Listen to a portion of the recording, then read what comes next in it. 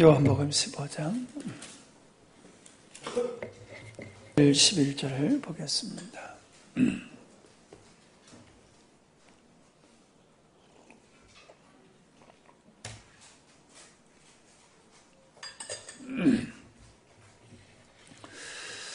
내가 아버지의 계명을 지켜 그의 사랑 안에 거하는 것 같이 너희도 내 계명을 지키면 내 사랑 안에 거하리라. 내가 이것을 너희에게 이름은 내 기쁨이 너희 안에 있어 너희의 기쁨을 충만하게 하려 함이니라. 아멘.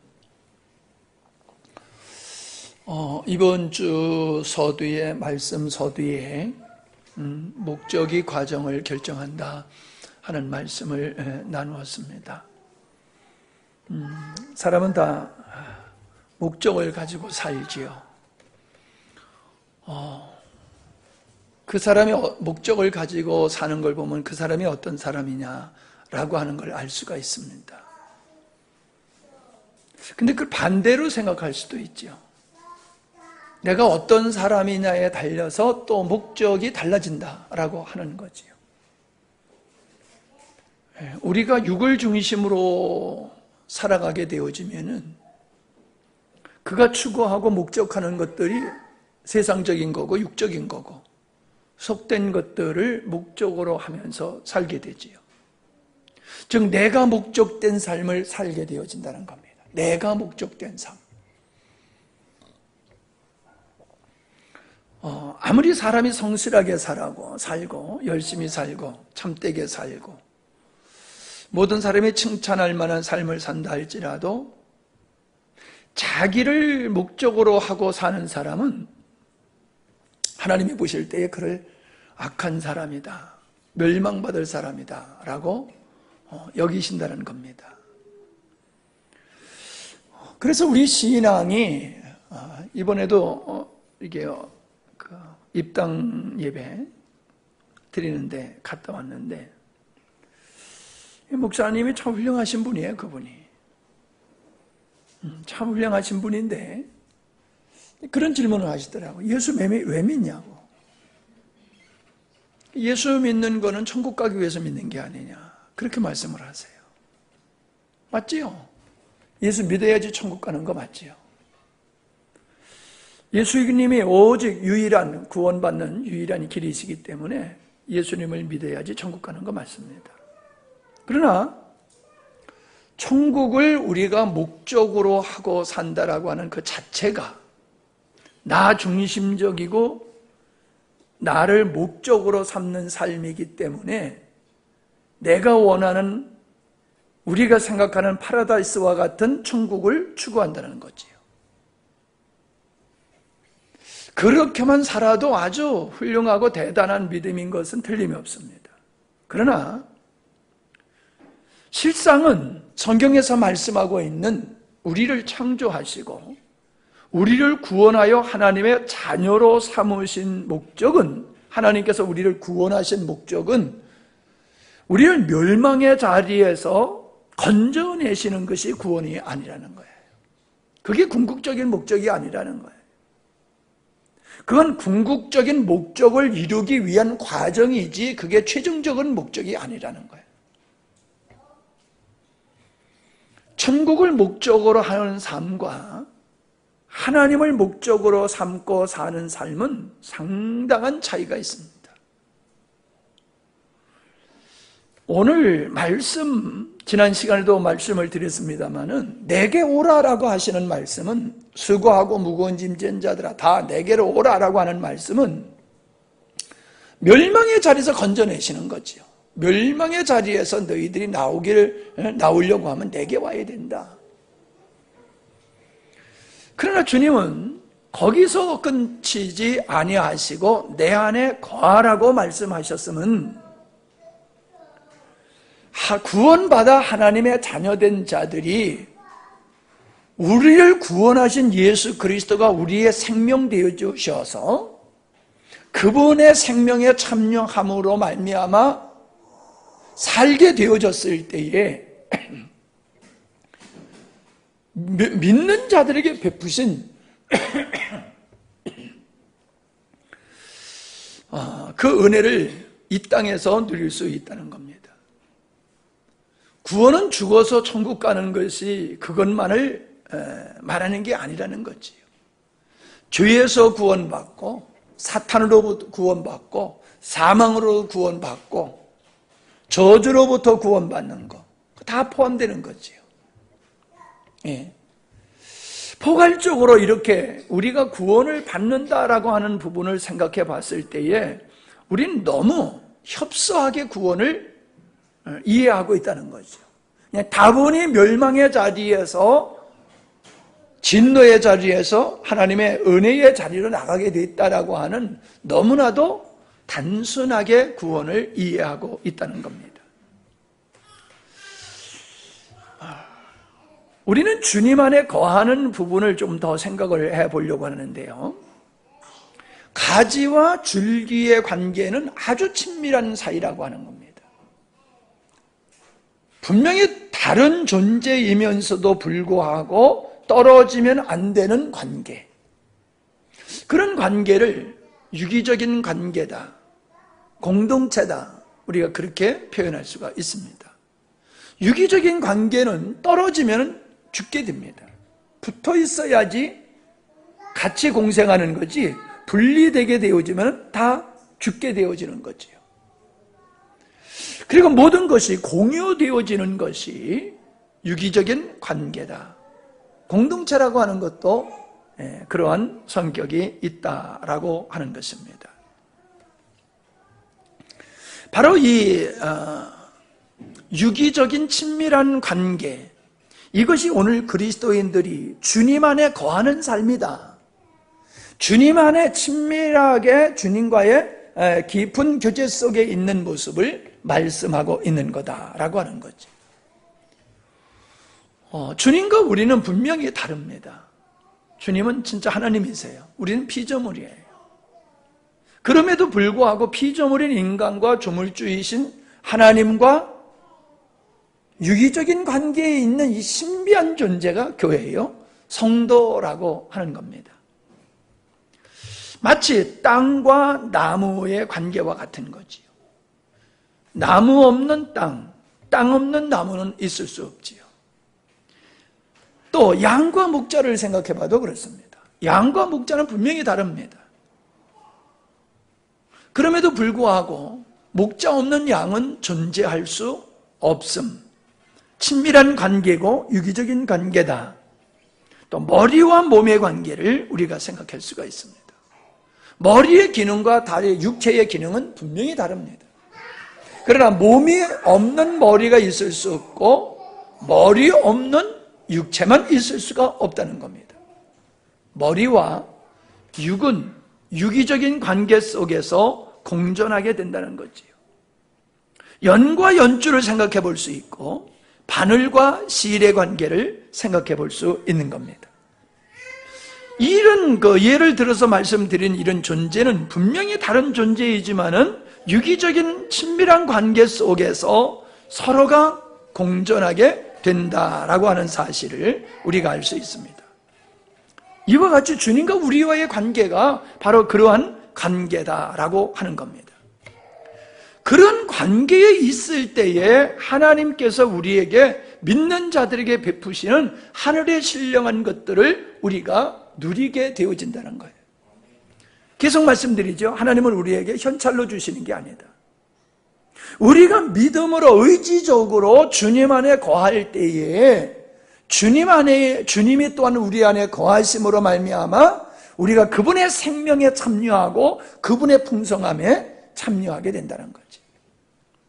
제가 좀 이번 집회를 생각하면서 생각해 본 게 있어요. 예수님을 믿는다, 하나님을 믿는다는 사람이 하나님에 대해서 잘 몰라요. 예수님에 대해서 잘 몰라요. 자기가 믿는 하나님, 자기가 믿는 예수님을 잘 몰라요. 참 희한하잖아요. 다른 건 몰라도 하나님에 대해서, 예수님에 대해서는 아주 그냥 빠삭하게 알아야 되잖아요. 그죠? 우리가 그분을 믿고 구원받고 그분이 우리의 축복의 근원이라고 하면은 그분에 대해서 우리가 정통해야 되잖아요. 능통해야 되잖아요. 근데 그래요? 왜 그럴까요?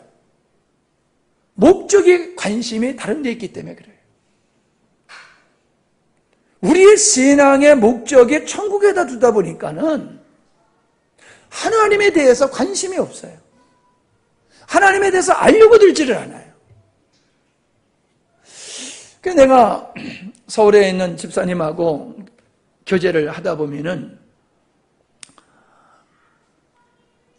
내가 얘기를 했었는데 전혀 내가 얘기를 안 한 것 같이 얘기를 해요. 그분이 우리 집회에 5번인가 참석을 했어요. 또 서울서 모임을 했을 때도 참석했어요. 그러니까 꽤 많이 제 말씀을 들은 분이거든요. 근데 자기가 어떤 고민을 얘기할 때에 내가 얘기를 하면 목사님 그걸 얘기해 줘야 되는 거예요. 그걸 얘기해 줘야 돼요. 그래요. 그럼. 너 그 얘기 했잖아. 그러면 에? 나는 했는데 자기는 금시초문이에요.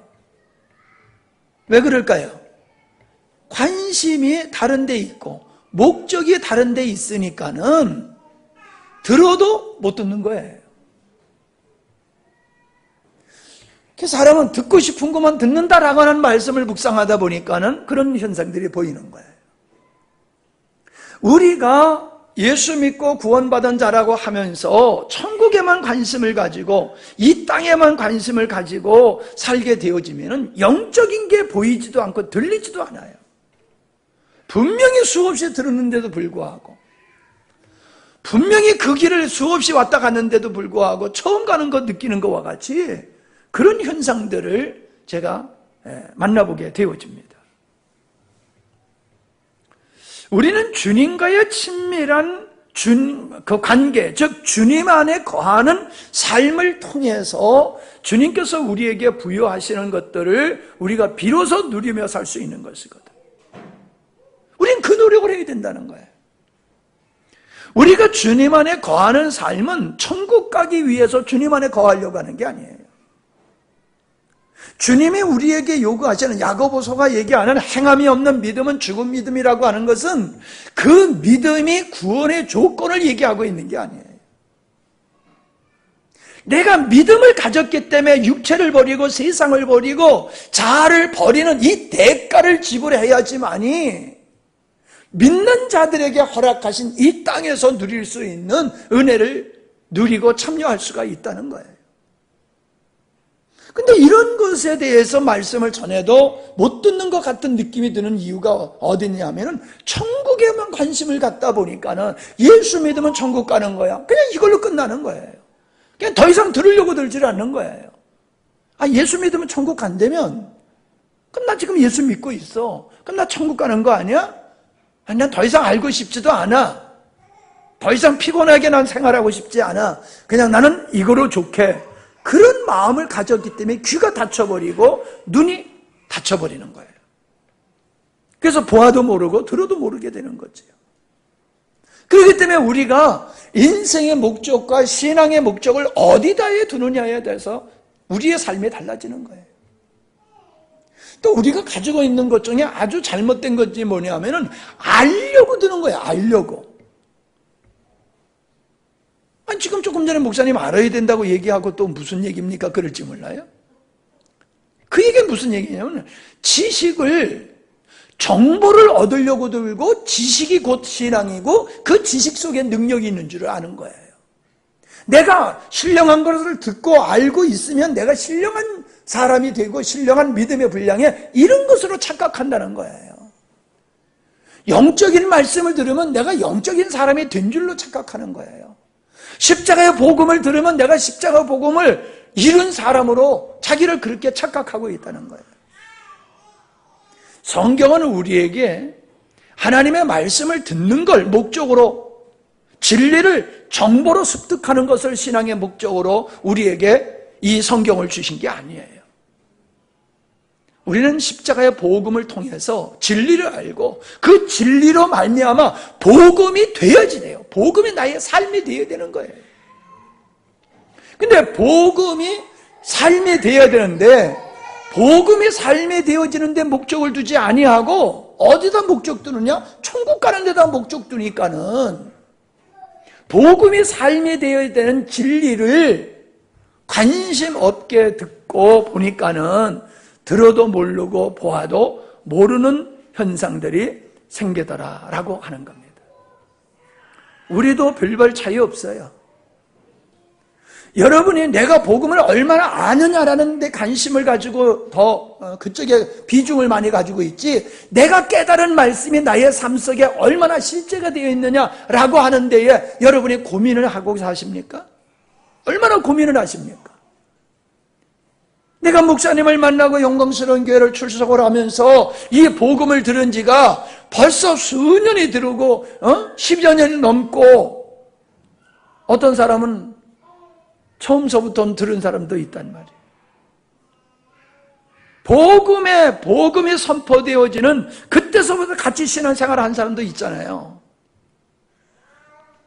그러면 과연 내가 이 복음을 수없이 수십 년 동안 들었다라고 하면 얼마만큼 복음이 나의 삶 속에 실제가 되어서 열매가 맺어지는가? 주님과의 아름다운 친밀한 관계가 형성되고, 그런 관계 속에서 얼마나 주님께서 우리에게, 주님께 속한 것들이 우리의 삶에 열매가 맺어지는가?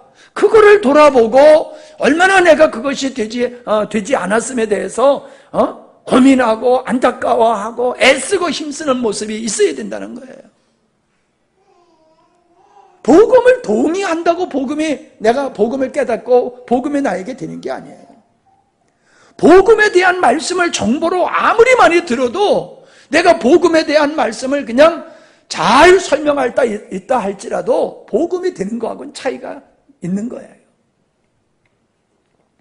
복음이 여러분의 실제가 되는데 목적을 두시기 바랍니다. 신앙의 목적은 복음을 듣고 깨닫는 데에 머무르는 게 아니에요. 복음이 돼야지 돼요. 복음이 뭡니까? 그리고 또 물러보는 사람이 있어요? 그럼 복음 모르는 사람이지요.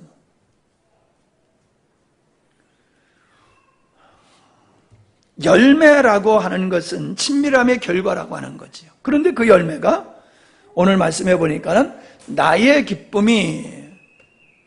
기쁨이 너희 안에 있어 너희 기쁨을 충만하게 하려 함이니라. 이 기쁨이 친밀함의 관계다라고, 열매다라고 말씀하고 있는 겁니다. 우리의 기쁨이 얼마나 주님으로 말미암아 충만하냐, 이것이 내가 얼마나 주님과 친밀한 가운데 있느냐라고 하는 것을 나타내는 것이에요. 자신의 기쁨을 한번 저울로 달아보세요. 자신의 기쁨을, 내 기쁨은 몇 킬로나 나갈까 한번 여러분의 기쁨을 한번 달아보세요. 주님과의 관계가 신앙의 본질이 되지 않는 사람은 신앙생활은 열심히 하는데 그 마음속에 기쁨이 별로 없어요. 평안이 별로 없어요. 감사가 별로 없어요. 우리가 천국 간다라고 하는 사실을 발견하게 됐을 때는 너무나도 충격적이고 너무나도 감사하지요. 그런데 결혼 생활을 하다 보면 한 10년쯤 지나가면 권태기가 온다고 그러더라고요. 권태기 온 사람도 있을지 모르겠어. 10년쯤 지나가면 신앙에 권태기가 온다는 거예요. 신앙도 마찬가지예요.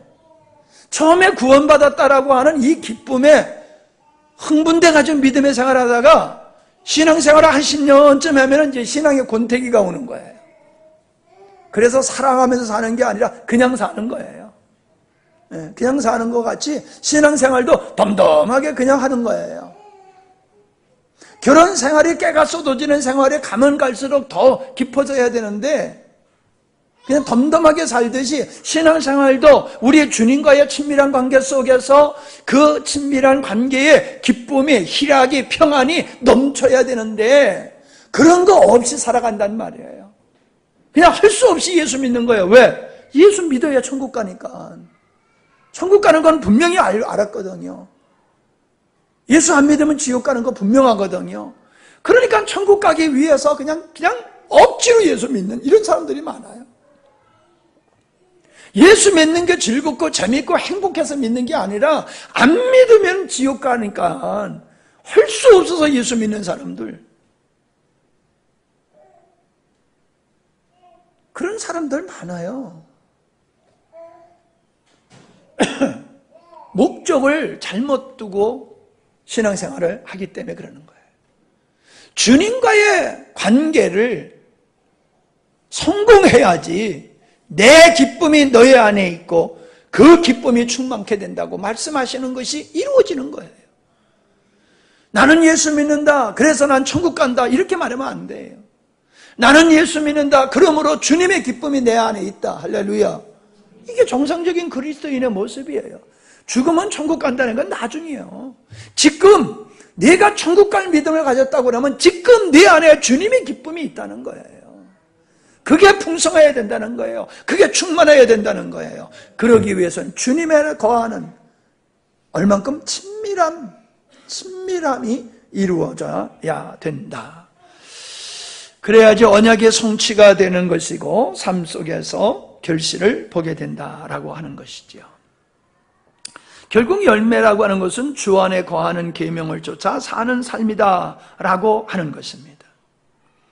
주님, 내 계명을 지키는 자는 내 사랑 안에 거하는 것이다.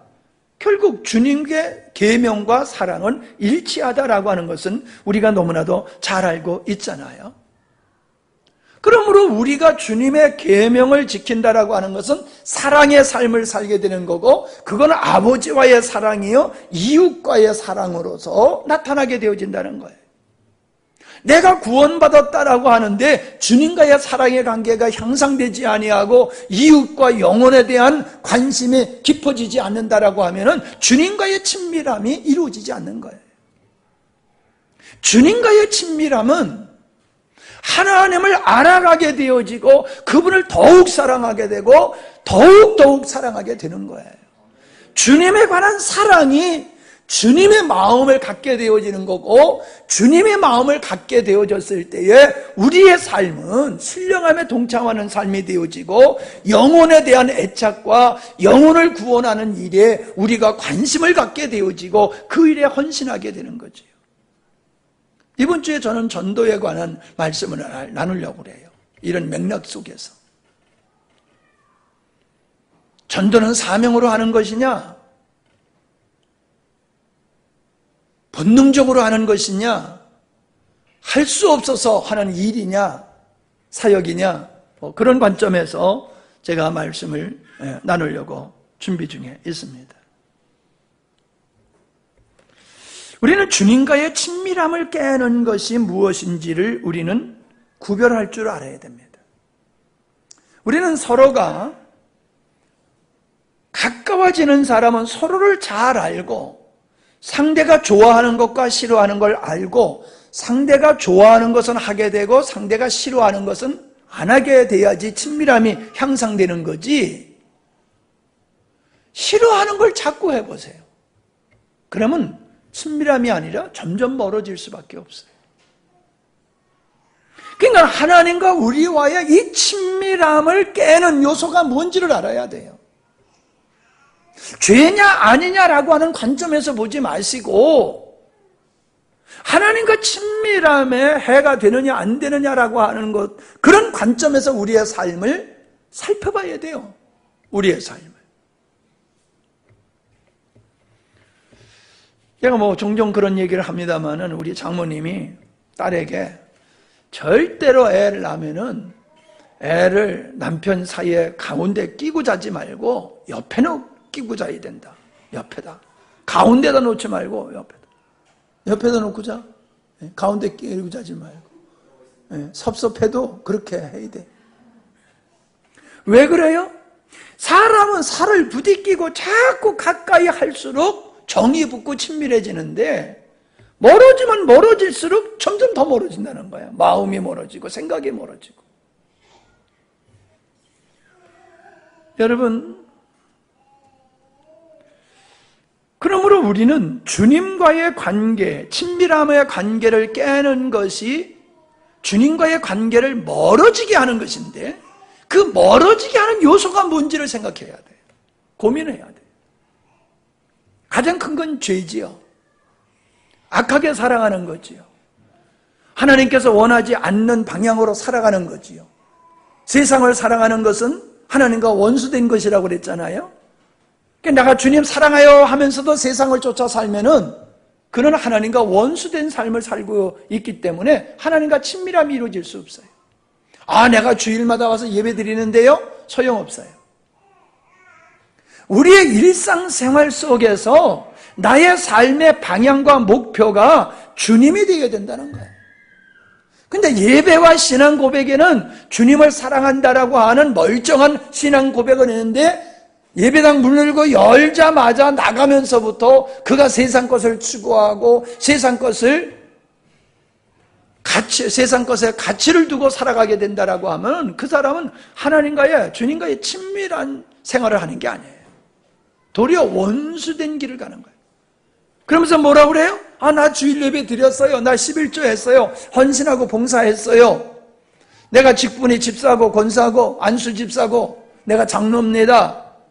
그런 걸 가지고 자기 신앙을 평가해서는 안 돼요. 우리가 살아가는 방향, 우리가 추구하는 목적이 하나님이 되어 있냐는 거예요. 하나님이 목적되지 아니하고 내가 목적되어서 사는 사람은 세상을 추구할 수밖에 없어요. 그 사람은 세상적인 세상을 향하여 살아가는데 그가 토색하지 아니하고 불의를 행하지 아니하고 남의 것을 빼앗지 않고 성실하게 부자 청년과 같이 살았다 할지라도 그는 하나님과의 친밀함에서 실패하는 사람이에요. 하나님과의 친밀함에 실패하게 되어지면 마귀가 틈타는 거예요. 아담과 하나님, 하와와 하나님, 인간과 하나님의 친밀한 가운데 있었다라고 하면 마귀가 틈탈 기회가 없었겠지요. 근데 언젠가 아담과 하와의 마음속에는 하나님으로부터 점점 멀어지는 이러한 마음의 간격이 생겼을 때에 사단이 그에게 틈타서 그를 유혹하는 거잖아요. 주님과 아담이 같이 있는데 마귀가 와서 유혹할 수 있겠어요? 유혹할 수가 없지요. 주님과 함께 있는데 어떻게 유혹을 해요? 우리는 죄 그러면 그냥 죄는 나쁜 거야. 그러니까 지면 안 돼. 하나님을 진노케 하는 거야. 벌 받아. 이런 개념으로 우리는 자꾸 죄를 지어서는 안 된다고 생각한다고요. 맞지요, 그것도. 그러나 근본적인 것은 우리가 죄를 짓게 되어지면은 주님과의 관계가 멀어진다. 친밀함이 깨진다는 거예요. 아멘. 그래서 철저히 회개해야 된다는 이야기는 철저히 회개해야지 다 사함받고 천국 간다는 얘기가 아니라 우리가 철저히 회개해야 된다는 것은 우리의 삶이 철저히 세상적이면 안 된다는 거예요. 주님 중심적이어야 된다는 거예요. 그러니까 주님과의 친밀함을 깨는 것은 철저하게 깨부셔야 된다는 거예요. 파쇄해야 된다는 거예요. 그게 죄냐 아니냐 이렇게 따지지 말자는 거예요. 저의 가장 약점은 일이에요. 일. 제가 가장 화를 잘 내고 인간적인 어떤 옛 성품이 나타날 때가 언제냐면 일할 때예요. 일할 때. 다른 거 할 땐 내가 봐도 천사 같아. 괜찮아. 다른 데 보면 내가 괜찮아 보여. 근데 내가 날 봐도 일할 때 보면 괴물이 돼버려. 일이 잘 되면 괜찮아. 일이 잘 안 되면은 짜증이 나고 속이 상하고 괜히 누구한테 원망하고 싶고 말이야. 그게 대성이 사모님이지 뭐. 아니 제 글을 묶어놓으라고 그러는데 나는 그걸 풀어놓고 싶어서 어떤 별명을 대고서라도 그런 걸 풀어주려고 나는 애를 쓰는데 이놈이 풀어놓으면 꼭 말썽을 부려요. 따져보니까는 닭을 7마리를 물어주겠더라고 이놈이. 따져보니까 7마리를 물어주겠어. 이 적은 게 아니더라고 따지고 보니까. 그래서 너는 이제 영혼이 갇혀 있는다. 진짜 내가 너를 자유를 주면 안 되겠구나. 내가 개를 개같이 대해야지.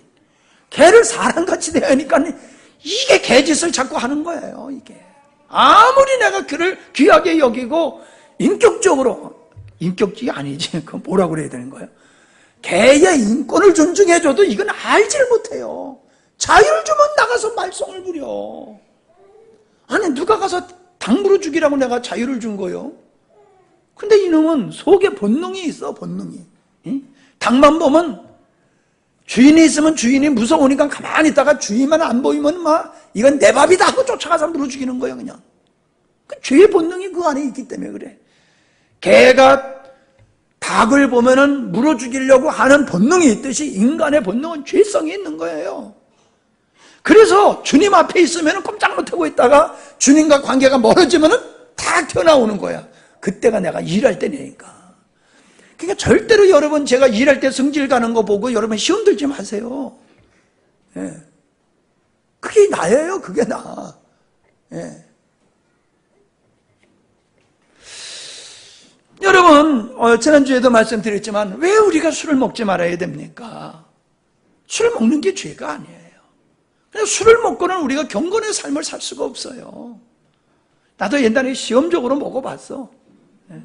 술이 어떤 거 시험적으로 먹어봤더니 안 들려. 귀가 멍멍한 게 왜 물속에 들어갔다가 물 들어가면은 딱 막혀가지고 안 들리잖아요. 그러면 탁 털어가지고 빼내면 뻥 뚫리면 들리잖아요.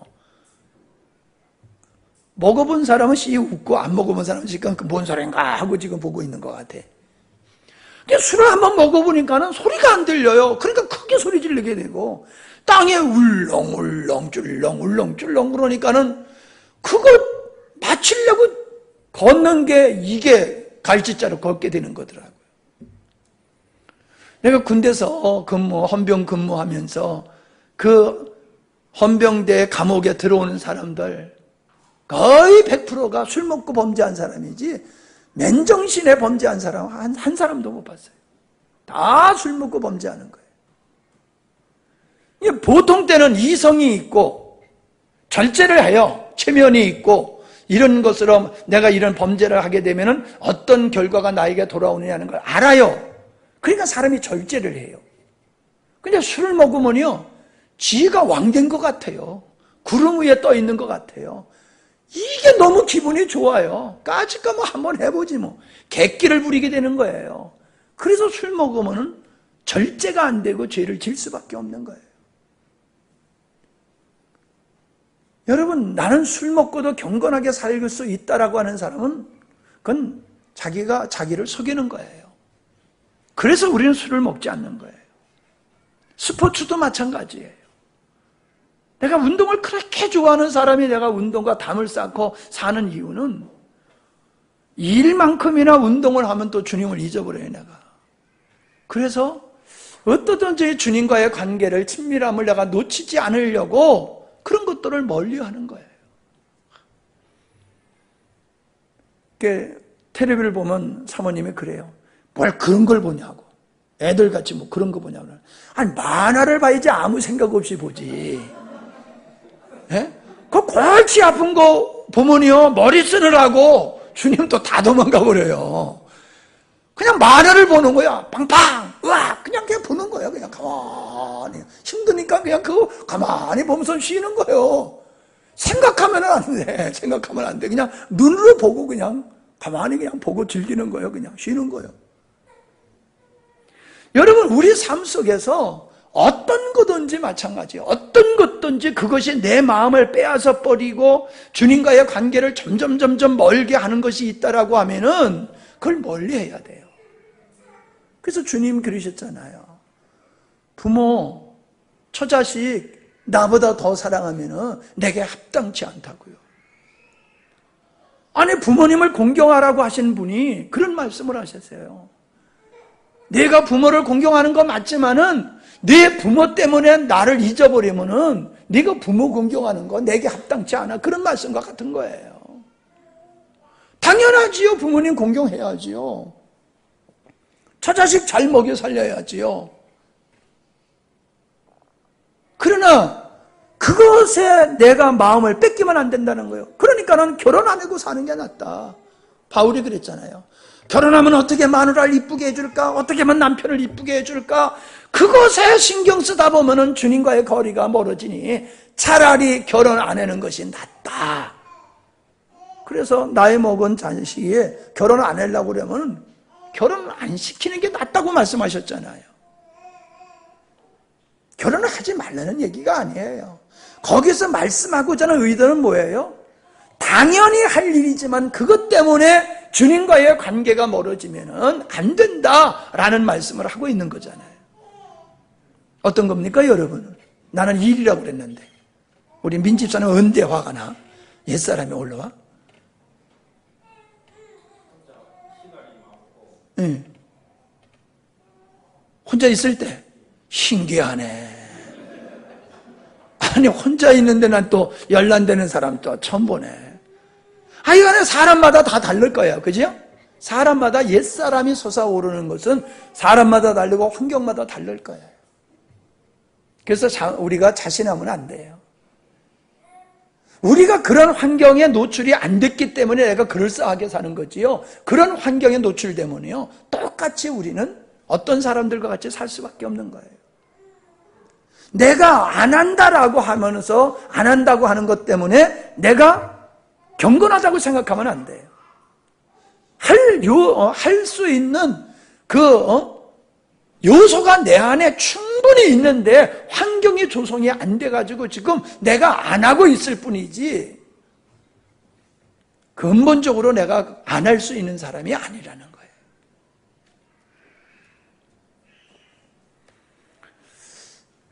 제가 한 사람 한 사람한테 좀 다 물어보면 좋겠어요. 근데 그럴 수는 없잖아요. 그러니까 여러분 스스로가 좀 이걸 그냥 넘어가지 말고 구체적으로 여러분이 한번 생각해 보세요. 주님과 나와의 관계를 친밀함을 깨는 게 뭔가를 여러분이 생각해 보셔야 돼요. 그거 여러분의 과제예요. 여러분이 해야 할 일이지 그걸 제가 할 수 있는 일이 아니에요. 여러분 개인적인 목적이에요. 과제예요. 근데 또 반대로 이렇게 생각할 수 있어요. 주님과의 친밀함을 깨는 것이 뭐냐라고 한다라고 하면 반대로 주님과의 친밀함을 더욱 돈독해 하는 게 뭔가 이걸 또 생각해 볼 수 있잖아요. 어떻게 하면 주님과의 관계가 더 점점 가까워질 수 있을까? 저는 크게 보면 두 가지라고 생각해요. 크게 보면 첫째는 내가 하나님을 목적하면서 하나님을 알아가려고 애쓰는 거예요. 여러분 뭐든지 알아야지 재밌어요. 모르면 재미없어요. 그죠? 영화관에 중간에 들어가는 사람이 있어요? 기다리고 있다 시작할 때 소송 가서 들어가지 시간 아깝다고 중간서부터 보는 사람은 없어요. 중간에 들어가서 보면 재미 하나도 없어요. 우리가 하나님을 알아야지 예수 믿는 게 재밌는 거예요. 하나님 믿는 게 너무 재밌는 거예요. 하나님을 모르니까 예수 믿는 게 재미가 없는 거예요. 그러니까 우리가 온전한 믿음, 성숙한 믿음, 하나님의 기뻐하는 믿음으로 나가려고 하면요 하나님을 알아가는 게 증거가 돼야 돼요. 그래야지 우리 믿음이 증거가 되는 거예요. 하나님을 아는 분량과 우리의 믿음엔 비례하는 거예요. 아무리 예수 오래 믿었어도 하나님의 누군지를 모르는 사람은 믿음이 어린아이의 믿음에 머무를 수밖에 없어요. 절대로 하나님을 모르는데 믿음의 장성한 분량에 이룰 수는 없다라고 하는 겁니다. 근데 여러분 하나님이 우리 자신에게 계시해 주셔야지 우리가 하나님을 알 수 있으나 우리가 하나님을 알려고 하지도 않는데 하나님이 우리를 알도록 우리에게 하나님이 알도록 계시해 주시는 분은 아니에요. 내가 주님을 알고자 힘쓰고 애써야 돼요. 구하고 두드리고 찾을 때에 주님께서 계시로 당신이 어떠한 분인가를 점점 우리 인생과 사건 속에서 말씀 속에서 열어주시는 거예요. 그래서 갈수록 우리가 서로를 알아가듯이 하나님을 알아갈 때에 친밀함이 이루어지는 거예요. 아, 하나님은 이걸 싫어하시는구나. 아, 하나님은 이런 것을 싫어하시고 이런 걸 좋아하시는구나. 그걸 알아가게 될 때에 우리는 거기에 준한 삶을 살게 되어지는 거지. 하나님을 모르면 내가 지금 이게 하나님 앞에 욕먹인 일인지 하나님과 원수 삼는 일인지 모르는 거예요. 모르는 거예요. 제크가 닭을 물어 죽이면서 이게 죄인지도 몰라. 주인을 열받게 하는 것인지 몰라. 그런데 죽은 닭을 가지고 와서 몽둥이를 가지고 막 땅을 치고 막 야단치면요, 겁은 먹어. 엊그저께 한 마리 물어 죽인 줄 알았더니 오늘 이렇게 풀을 베다 보니까는 또 한 마리가 저기 죽어 있어. 봤더니 그냥 살이 포동포동 찐 놈을 갖다가 물어 죽였어, 글쎄. 아이고야. 그래서 이제 그걸 딱 들고 제 그 앞에 갔더니 벌벌 떨어. 아이고, 또 이제 나 이제 야단치려고 그러는가 보다. 자, 개는 내 마음을 그렇게 몰라줘요. 나는 그렇게 풀어주고 싶은데 내 마음을 몰라. 하나님을 알아가야지 친밀해집니다. 하나님을 알아갈수록 친밀해지는 겁니다. 여러분이 힘써야 됩니다. 그래야지 열려요. 그래야지 열려요. 가만히 있는데도 열려지는 법 절대로 없어요. 성경을 읽어야 되고 묵상해야 되고 설교를 반복해서 듣고 베레아 사람들과 같이 이게 어떤 말씀인가 고민하면서 말씀을 묵상하고 힘쓰고 애써야지 열리지, 그냥 가만히 있는데도 하나님이 알아지는 게 아니라는 거예요. 두 번째는 우리가 전심으로 주님을 사랑해야 돼요. 우리가 주님을 사랑하는 이것이 주님과의 관계를 돈독히 하는 거예요. 주님을 사랑하지 아니하는데 주님과의 그 친밀한 관계가 이루어질 수가 없다는 거예요. 주님과의 친밀한 관계가 되려고 하면 주님을 사랑해야 되는데, 주님을 사랑하는 게 뭐냐?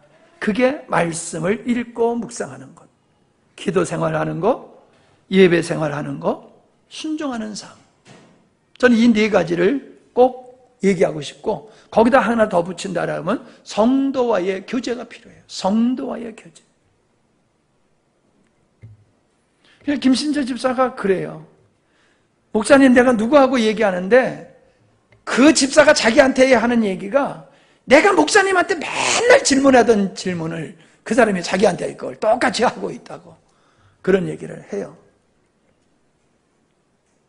여러분, 믿음의 사람, 영적인 사람, 성숙한 그리스도인하고 교제를 가지면요, 내가 성장하게 돼 있어요.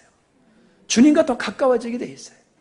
의문이 생겨가지고 가까워집니까? 예? 의문이 생기면서 동업할 수 있어요? 100% 신뢰해야지 동업할 수 있잖아요. 맡길 수 있잖아요. 내가 하나님을 알아가면 알아갈수록 우리는 하나님과 친밀한 관계가 이루어지고 그분을 온전히 사랑하고 신뢰할 수 있다라고 하는 거예요. 그래서 다시 말씀드리면 말씀 묵상, 기도, 예배, 순종, 성도 간의 교제, 이것이 바로 주님과의 친밀함을 위한 요소들이다라고 하는 겁니다. 자꾸 해야 돼요. 자, 사람과의 관계를 가까이 하려고 그러면 어떻게 해야 돼요? 네? 자주 만나야죠. 근데 만나서 얼굴만 보고 도장만 찍고 가면 돼요? 대화하는 것보다 더 좋은 게 있어요. 밥 같이 먹는 거예요. 자꾸 만나서 밥 같이 먹어보세요. 희한하게 밥 먹을 때 사람이 정이 들고 가까워지고 그래요. 예. 여행을 하고 같이 한 방에서 자보세요. 서먹서먹하던 분들도요, 여행하면서 한 방에서 한 대여섯 분들이 같이 자고 그렇게 일들이 있거든요. 그러면요, 굉장히 가까워요. 어저께도 목사님 한 분이 어떤 목사님 집에 가야 되겠대. 왜 가려고 그러냐니까, 나 같이 성지순례 같이 갔다 온 분이야. 그러더라고.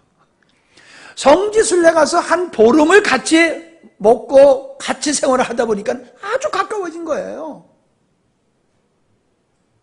인간적으로도요, 가까워져야 돼요. 자꾸 만나고 밥 먹고 같이 교제하고 이러다 보면 신뢰가 생기고 그 신뢰 속에서 점점 친밀함이 돈독해지는 거죠. 그러니까 여러분 자꾸 좀 올라오라고 하는 얘기가 그거예요. 예배만 참석하고 뿅 가고 예배 시간에 등장했다 뿅 가고 그러면 친밀해질 시간이 없잖아요. 목사님 괜찮아요. 그냥 여기가 좋사옵니다. 이들이 좋사옵니다. 그러지 말아요. 목사님하고 가까워야지 하나님하고도 가까워요. 목사님이 이상한 얘기 하시네. 꼭 율법적인 얘기 하시네. 그렇게 생각하지 마세요. 목사님하고의 친밀함이 이루어져야지 메시지에 신뢰가 가고 더 이해가 잘 되어지고 그래서 하나님과에 더 가까워지는 거예요. 나는 목사님하고는 별로 관계가 안 좋아도 나는 하나님과의 관계만 난 잘 이루어나갈 거야. 이론적으로는 그럴지 몰라도 될 수는 없어요. 그 다음에 말씀을 보니까는 너희들이 세상에 속하지 않았기 때문에 너희들이 박해를 미워하면 18절이에요. 17절 18절에 보면은 너희들이 세상에 속하지 않았기 때문에 너희들은 세상으로부터 미움을 받고 박해를 받게 된다라는 말씀을 하고 있지 않습니까? 내가 얼마나 주께 속한 자냐라고 하는 것은 세상 사람으로부터 내가 미움을 얼마나 받느냐라고 하는 거예요. 자, 누구를 미워한다는 것은요, 본질이 서로 다르다는 거예요. 성향이 다르다는 거예요. 박해를 한다라고 하는 것은 어떤 의미일까요? 대적하는 거죠, 대적. 박해를 한다고 하는 것은 대적하는 거예요. 미워한다고 하는 것은 성향이 다르다는 거예요. 여러분 보세요. 부부지간인데도 교회 나가면은 그렇게 미워해요. 박해해요. 부부지간인데, 부모와 자식지간인데, 형제지간인데 왜 그래요? 영적으로 다르기 때문에 그런 거예요. 한 사람은 하나님께 속하고 한 사람은 세상에 속한 사람이에요. 성향이 본질이 달라요. 그러니까 거기엔 갈등이 생길 수밖에 없고 미움이 생길 수밖에 없는 거예요. 거기에서. 그게 더 심화되면 어떻게 돼요? 박해를 하는 거예요. 대적을 하는 거예요. 너하고 나하고 다르니까 난 너하고 못 살아. 부딪히는 거예요. 그러니까 아유, 예수 믿고 평화로우려고 교회 나갔더니 예수 믿으니까 우리 집에 분란이 더 생기네. 그러니까 부모님 돌아가신 다음에 나 예수 믿을게요. 이런 분들 많아요. 여러분, 그 싸움은 싸워서 이겨야 되는 싸움이에요.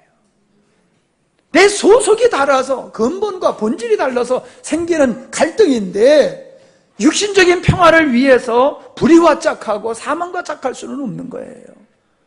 우리가 그들을 건져내야지요. 육신적인 평화를 위해서 타협하고 그냥 살아가는 것은 성도의 모습이 아니다라고 하는 겁니다. 이런 핍박과 고난은 성도가 감내하여야 할 고난들이다. 그리고 당연하게 여겨야 되고 감사해야 할 사항들이다 라고 하는 겁니다. 우리는 의를 위해서 성도가 세상에서 핍박을 받는 것은 너무나 당연한 것이라는 거예요.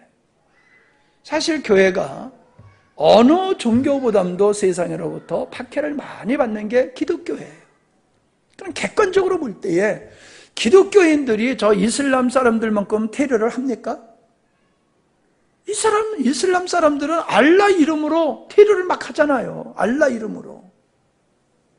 네? 자기와 종교가 다른 사람은 죽여도 괜찮고 알라를 섬기지 않는 사람은 여자는 거탈을 해더라도 죄가 되지를 않아요.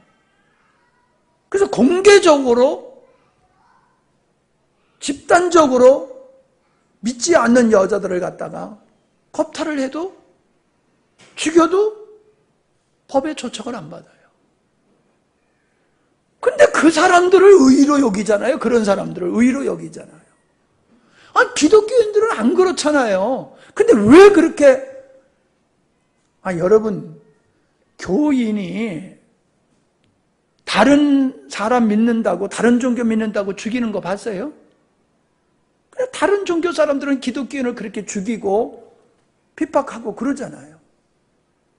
객관적으로 볼 때에 훨씬 의롭잖아요, 기독교인들이. 그런데 의로운 교회가, 의로운 기독교가 핍박을 받는단 말이에요. 왜 그래요? 어둠은 빛을 못 봐주는 거예요. 어둠이 자기를 정당화하기 위해서는 빛을 부정해야 되고 빛이 없어야지 돼요. 그래서 교회를 핍박하고 교회를 없이 하려고 하는 것이 세상에 속한 자들의 모습이다라고 하는 겁니다. 마지막으로 생각해 볼 수 있는 게 뭐냐면은 마지막 절 보면은 26절 내가 아버지께로서 너희에게 보낼 보혜사 곧 아버지께로서 나오시는 진리의 성령이 오실 때에 그가 나를 증거하실 것이요. 성령이 하시는 역할은 예수님을 증거하는 것이다. 제가 요 근래에 예수님의 전도는 하나님을 세상에 선포하는 것이다. 하나님을 세상에 나타내는 것이라고 얘기를 했습니다. 예수님이 이 땅에 오셔서 하신 사역은 하나님을 사람들에게 소개한 거예요. 근데 성령이 하는 사역은 뭐냐? 예수님이 어떤 분인지를 또한 증거하는 것이 성령의 사역이라고 말하고 있어요. 그러면은 성령이 우리 안에 계시고 그 성령으로 삼위일체 예수님이 우리 안에 있다라고 하면은 하나님의 성정된 성도들은 어떤 삶을 살아야 되겠습니까? 나타내야지. 그래서 너희는 세상의 빛이다 그랬잖아요.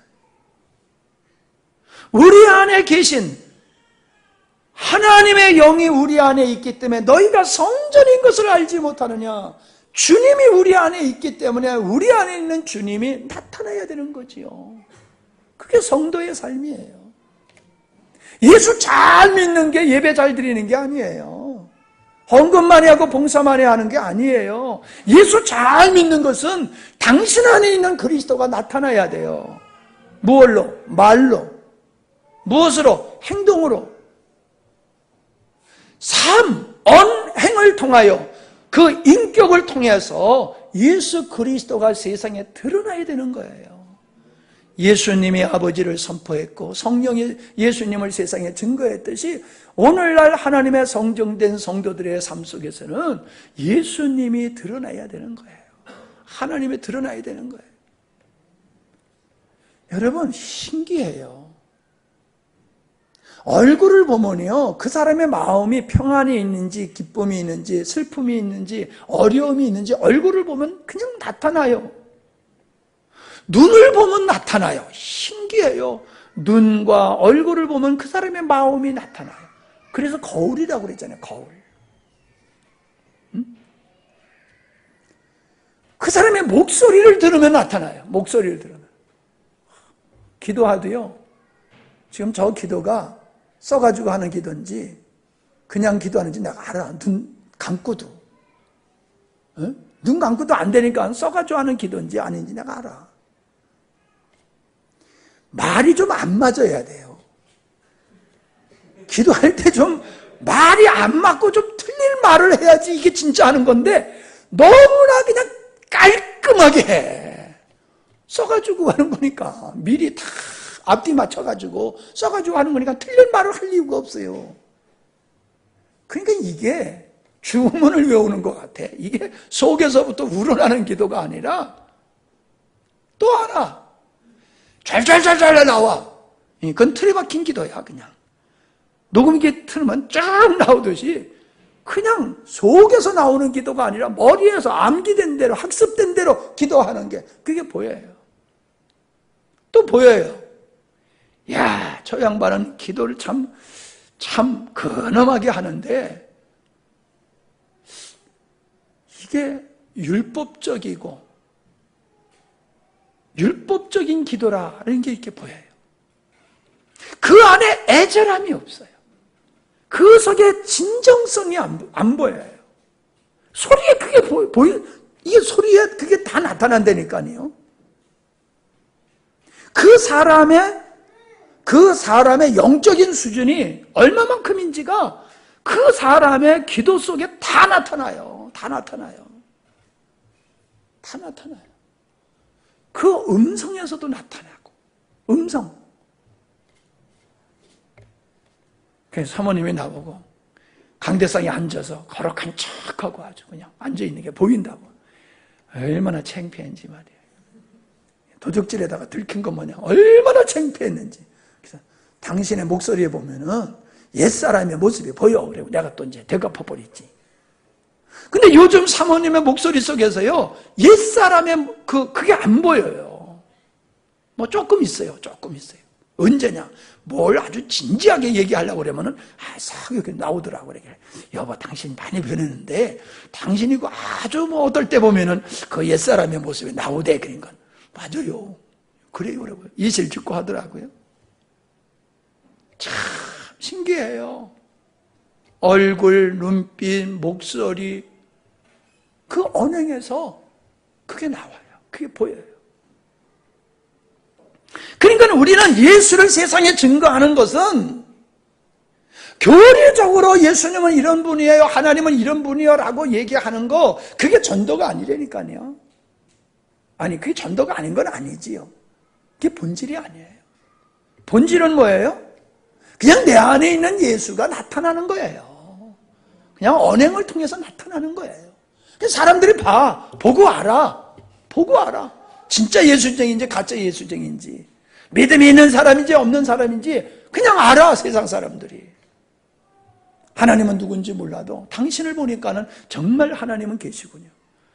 당신을 보니까 하나님이 어떤 분인지를 내가 알겠습니다. 이런 이야기들이 나와야 돼요. 그러니까 전도하기 제일 쉬운 사람이 누구요? 가족이에요, 가족. 전도하기 제일 어려운 사람이 누구요? 또 가족이요. 왜? 가족은 숨길 수가 없어요, 가족 앞에서는.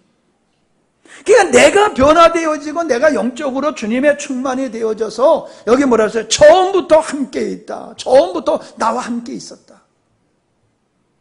처음부터 주님과 함께 있었던 제자들은 예수 그리스도의 증인이 될 수밖에 없다는 거예요. 왜? 경험한 것이기 때문에. 그 안에 주님이 계시기 때문에 당연히 주님을 세상에 드러내는 것은 당연지사하다는 거예요. 그게 전도예요. 우리는 전도 안 할래야 안 할 수가 없어요. 왜? 나타나니까. 주님이 나타나니까. 다 알아, 세상 사람들이 나 예수 믿는 사람인 줄. 다 알아. 아무 말 안 해도 알아. 전도를 하려고 해서 하는 게 아니에요.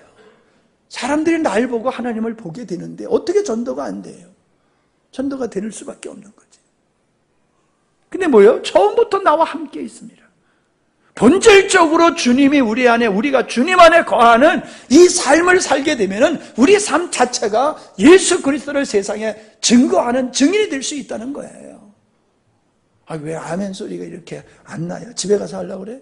충청도도 아닌데. 책임을 안 지려고 아멘을 안 하시는 거예요? 나 집사님, 민 집사님,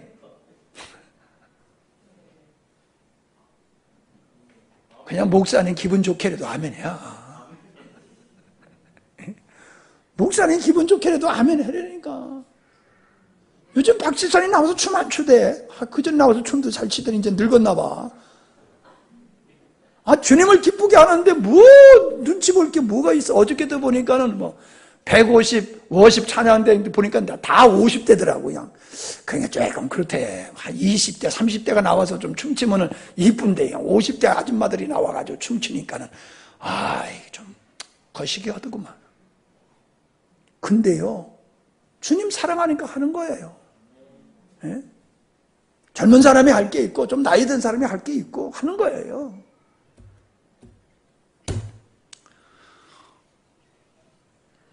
우리는 처음부터 하나님께 속한 자예요. 창세전부터 하나님은 우리를 너는 내 것이라 지명하셨고 때가 되어 우리를 부르셔서 하나님의 자녀 삼으시고 우리 안에 그리스도의 영을 주심으로 세상에 예수 그리스도를 증거할 수밖에 없는 위대한 하나님의 사람들로 우리를 세운 줄 믿으시기 바랍니다. 이게 연합을 통해서 이루어지는 거예요. 이게 주님 안에 거하는 친밀함을 통해서 이루어지는 거예요. 여러분이 주님과의 친밀한 생활이 풍성해진다라고 하면 전도는 자연적으로 되는 거예요. 전도해라 해서 하는 게 아니에요. 그러므로 우리를 통해서 전도가 안 되는 건 조금 우리가 고민해 봐야 돼요. 왜 나를 통해서 전도가 안 되지? 왜 나를 통해서 전도가 안 되지? 그거 고민해야 돼요. 전도를 못해서 속상해서 목사님한테 전도를 하면 좀 인정을 받을 텐데 전도를 못하니까 목사님한테 인정 못 받나, 이런 차원에서 신경 쓰는 게 아니라, 아니 나무는 열매를 보아서 나무를 알 수 있는다고 그러는데 왜 나한테서는 왜 열매가 안 맺어지는 거야? 내가 모조품은 아닌 게 맞잖아. 나의 그리스도의 생명이 있는 게 맞잖아. 근데 왜 열매가 안 맺어져? 고민해야 돼요, 여러분. 그걸 고민해야 돼요. 전도가 안 돼서 고민이 아니야. 전도가 안 되는 걸 통해서 여러분이 그리스도 안에 거하는 삶에 문제가 있다는 거예요. 주님과의 친밀함에 문제가 있다는 거예요. 여러분, 왜 착한 소리를 듣는 건 기분 좋아 하면서 여러분이 저 사람은 진짜 예수쟁이의 소리 듣지 못하는 것에 대해서는 속상하지 않으세요?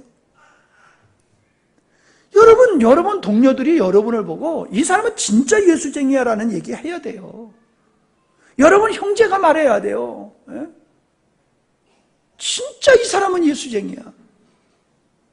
아멘? 그 소리 못 듣는 걸 여러분이 회개해야 돼요. 하나님 앞에 통탄하게 여겨야 돼요. 하나님, 내가 이런 소리를 못 듣고 있으니 내가 예수님을 제대로 못 믿는 겁니다. 하나님 용서해 주세요.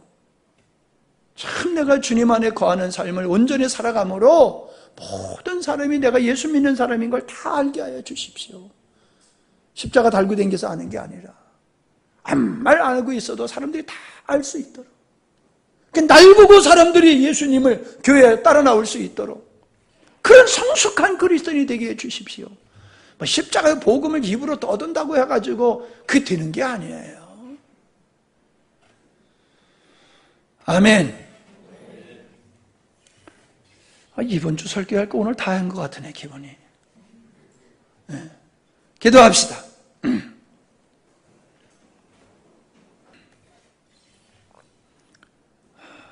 귀한 말씀 우리에게 도전이 되게 하시고 변화의 역사가 우리 내면 깊은 곳에서부터 일어나게 하여 주시옵소서. 우리가 세상과 육적인 것에 목적을 두고서는 신령한 것을 사모하지 않고 정말로 우리가 고민해야 될 부분을 고민하지 아니하고 애쓰고 힘써야 될 부분을 도리어 도외시하며 무관심하며 살아갈 수밖에 없습니다. 우리가 바른 목적을 갖게 하시고